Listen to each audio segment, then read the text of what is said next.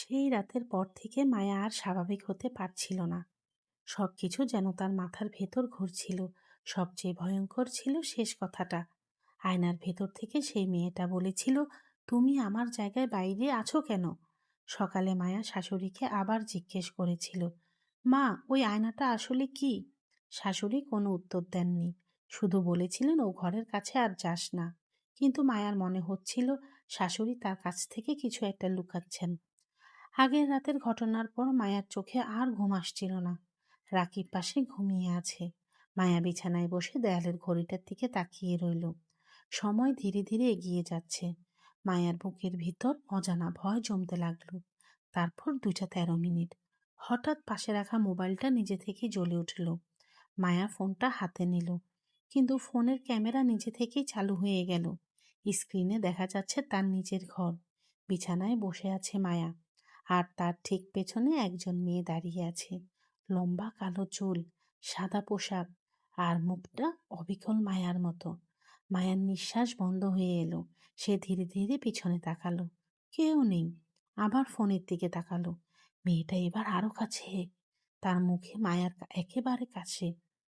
মায়া ভয়ে ফোনটা ফেলে দিল। ঠিক তখনই দরজায় 3বার শব্দ হলো। মায়া কাঁপা গলায় বলল, কে? বাইরে থেকে রাকিবের কণ্ঠ শোনা গেল, আমি। মায়া অবাক হয়ে দরজার দিকে তাকালো, কারণ রাকিব তো তার পাশেই ঘুমাচ্ছিল। মায়া ধীরে ধীরে বিছানার দিকে তাকালো। রাকিব এখনো সেখানে ঘুমিয়ে আছে। তারপর দরজার বাইরে থেকে আবার রাকিবের কণ্ঠ এলো, মায়া, দরজা খোলো। মায়ার শরীর ঠান্ডা হয়ে গেল। সে দরজার কাছে গেল না। কয়েক সেকেন্ড পর বাইরের কণ্ঠটা বদলে গেল। এবার শোনা গেল মায়ার নিজের কণ্ঠ, মায়া, দরজা খোলো। মায়া পিছিয়ে এলো। হঠাৎ পাশের বিছানায় ঘুমিয়ে থাকা রাকিব জেগে উঠল। কি হয়েছে? মায়া কাঁপতে কাঁপতে বলল, দরজার বাইরে তুমি দাঁড়িয়ে আছো। রাকিব অবাক হয়ে দরজার দিকে তাকালো। ঠিক তখনই বাইরে থেকে আবার শব্দ হলো। রাকিব এবার দরজার কাছে গেল, কিন্তু দরজা খুলতেই কেউ নেই। শুধু মেঝেতে পড়ে আছে একটি পুরনো কাগজ। রাকিব কাগজটা তুলে মায়ের হাতে দিল। কাগজে লেখা, যে আয়নায় নিজের মুখ দেখা যায় না, সে একদিন আয়নার মানুষ হয়ে যায়। মায়া কাগজটা দেখেই চমকে উঠল। এই কথাটা তো ওই ঘরের আয়নার সঙ্গে জড়িত। রাকিব মায়ের কাছে ছুটে গেল। মা, এবার সত্যিটা বলো, এই আয়না সম্পর্কে তুমি কি জানো? শাশুড়ি অনেকক্ষণ চুপ করে রইলেন। তারপর বললেন, এই ঘরটা আজ রাতেই আবার বন্ধ করতে হবে। কিন্তু মায়া বুঝতে পারল শাশুড়ি সত্যিটা বলছেন না। রাত আরো গভীর হলো। হঠাৎ মায়ার চোখ পড়ল ঘরের দেয়ালে ঝোলানো ছোট আয়নাটার দিকে। রাকিবের প্রতিবিম্ব দেখা যাচ্ছে, মায়ারও দেখা যাচ্ছে। মায়া একটু স্বস্তি পেল, কিন্তু পরের মুহূর্তেই আয়নার ভেতরের মায়া হাসল। বাস্তবের মায়া হাসেনি। আয়নার মায়া ধীরে ধীরে হাত তুলল। বাস্তবের মায়া হাত তুলল না। তারপর আয়নার ভেতরের মায়া ঠোঁট নেড়ে বলল, আর এক রাত। মায়া চিৎকার করে উঠল, রাকিব, আয়নাটা ঢেকে দাও। রাকিব এগিয়ে যেতেই আয়নার কাজ একটা ফাটল ধরল। তারপর আরেকটা। মুহূর্তের মধ্যেই পুরো আয়না জুড়ে অসংখ্য ফাটল ছড়িয়ে পড়ল। কিন্তু আয়নাটা ভাঙল না, বরং ফাটলের মাঝখান থেকে ধীরে ধীরে একটি মুখ ভেসে এলো। একজন বৃদ্ধা, সাদা চুল, ফ্যাকাশে মুখ। বৃদ্ধা সরাসরি মায়ের দিকে তাকিয়ে বলল, তুই ওকে দেখতে পাচ্ছিস? মায়া কাপা গলায় বলল, কাকে? বৃদ্ধা আয়নার ভেতরের মেয়েটার দিকে তাকিয়ে বললেন, যে মেয়েটা তোর মুখ নিয়ে আয়নার ভেতরে আটকে আছে। মায়া হতভম্ব হয়ে গেল। ও কে?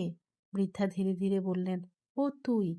মায়া চিৎকার করে উঠল, না। বৃদ্ধা বললেন, তুই ভুল ভাবছিস, আয়না কারো মুখ চুরি করে না। কিছুক্ষণ চুপ থেকে তিনি বললেন, আয়না শুধু দেখায় কে আসল আর কে নকল। মায়া আবার আয়নার দিকে তাকালো। আয়নার ভেতরের মেয়েটা এবার আর হাসছে না, সে কাঁদছে। তারপর কাচের ওপাশ থেকে হাত বাড়িয়ে ফিসফিস করে বলল, মায়া, আমাকে বিশ্বাস করো। মায়া ধীরে ধীরে আয়নার কাছে এগিয়ে গেল। মেয়েটাও হাত বাড়ালো। কাচের দুই পাশে তাদের হাত এসে মিলল।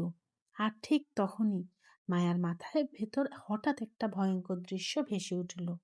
25 বছর আগে একটা ছোট মেয়ে ওই একই আয়নার সামনে দাঁড়িয়ে কাঁদছে। তার পাশে দাঁড়িয়ে আছে মায়ার শাশুড়ি।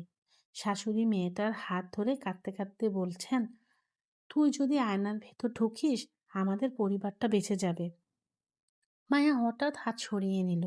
সে দৌড়ে শাশুড়ির কাছে গিয়ে চিৎকার করে বলল, আপনি কি করেছিলেন ওর সঙ্গে? রাকিব অবাক হয়ে মায়ের দিকে তাকালো। মা, কি হয়েছিল এখানে? শাশুড়ি কোনো উত্তর দিলেন না, শুধু মাথা নিচু করে কাঁদতে লাগলেন। কিছুক্ষণ পর তিনি ধীরে ধীরে বললেন, আমি আমার মেয়েকে আয়নার ভেতর পাঠাইনি। তিনি মায়ের দিকে তাকালেন, চোখে তখন ভয় আর অপরাধ বোধ।